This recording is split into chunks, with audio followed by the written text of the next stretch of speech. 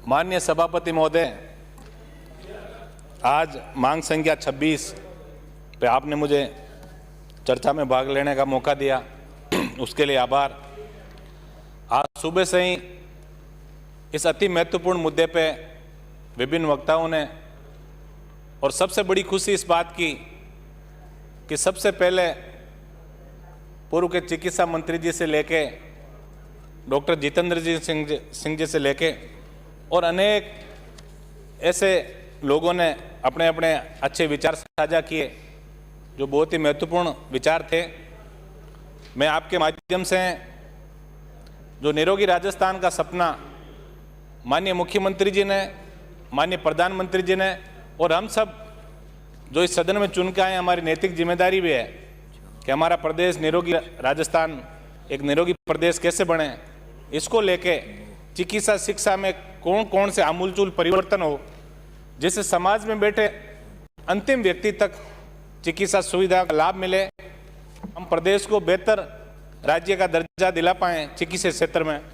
मैं माननीय सभापति महोदय, मैं आपके माध्यम से चिकित्सा मंत्री जी का ध्यान आकर्षित करना चाहूँगा कि जैसे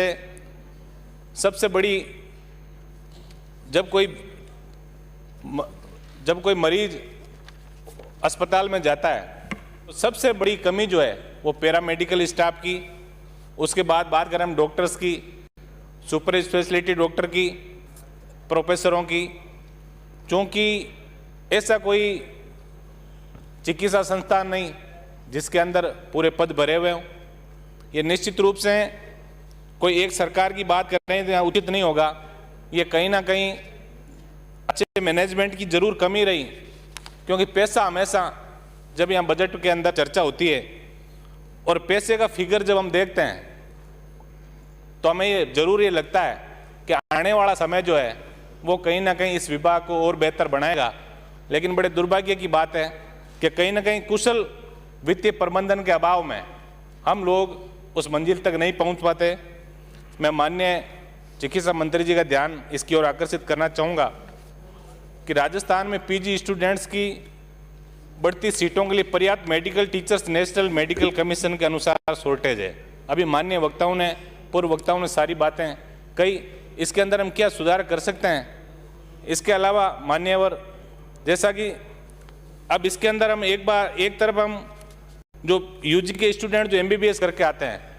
उनको रोजगार की बात भी करते हैं। हर जगह अब डॉक्टर्स की जो रिटायरमेंट की बात है, जो राजस्थान में 60 से बढ़ा के 65 वर्ष कर दी। मेरा ये विशेष रूप से आपसे आग्रह रहेगा, क्योंकि कोरोना काल में अधिकतर जगह देखने को मिला कि जो 60 वर्ष से ऊपर के जो डॉक्टर्स थे उन्होंने कहीं ना कहीं आके ये अर्जियां भी दी कि हम इसके अंदर ढंग से काम नहीं करेंगे, हम 60 साल से हमारी उम्र ऊपर है, तो निश्चित रूप से इसकी रिटायरमेंट की उम्र को 60 वर्ष किया जाए, ताकि नए बच्चों को, जिन्होंने कोरोना के अंदर जो युवा डॉक्टर थे उन्होंने ईमानदारी से बहुत अच्छा काम किया और जिसके फलस्वरूप ही आज चाहे आप भीलवाड़ा मॉडल की बात कर लो या और किसी मॉडल की बात कर लो, लेकिन कोरोना के अंदर, क्योंकि मुझे भी कोरोना का अनुभव रहा, मैं भी RUHS के अंदर कोरोना काल में भर्ती रहा, मैंने देखा कि सीनियर डॉक्टर्स की बजाय जूनियर डॉक्टर्स और पैरामेडिकल का जो स्टाफ था उन्होंने बहुत ही ईमानदारी से काम किया और उसी के फलस्वरूप हम इस कोरोना जैसी महामारी पे विजय प्राप्त कर सके। मैं आपसे यही मांग करूंगा कि इस जो रिटायरमेंट की उम्र है उसको भी कम किया जाए। माननीय महोदय, आपसे एक निवेदन ये भी करना चाहूँगा कि आने वाले समय में मेडिकल एजुकेशन एवं स्किल्स को ध्यान में रखते हुए राजस्थान मेडिकल एजुकेशन का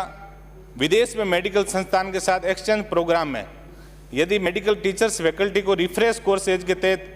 बाहर भेजें या उनको यहाँ लाए, इसके लिए कोई ठोस नीति यदि हम बना पाएँ तो निश्चित रूप से एक दूसरे का विचारों का, एक दूसरे की जो योग्यता उसका आदान प्रदान हम लोग कर पाएंगे। माननीय महोदय,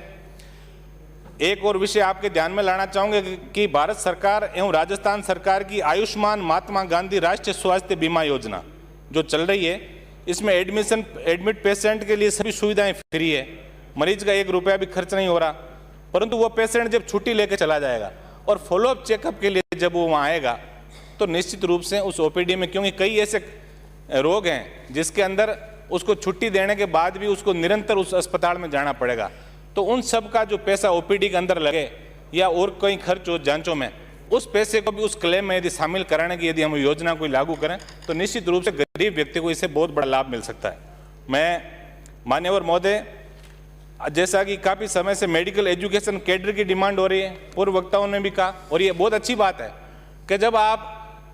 एक अच्छे बड़े सबसे बड़े पदों पे, जैसे चाहे कमिश्नर का पद हो चाहे सेक्रेटरी का पद हो, उस पर यदि उसी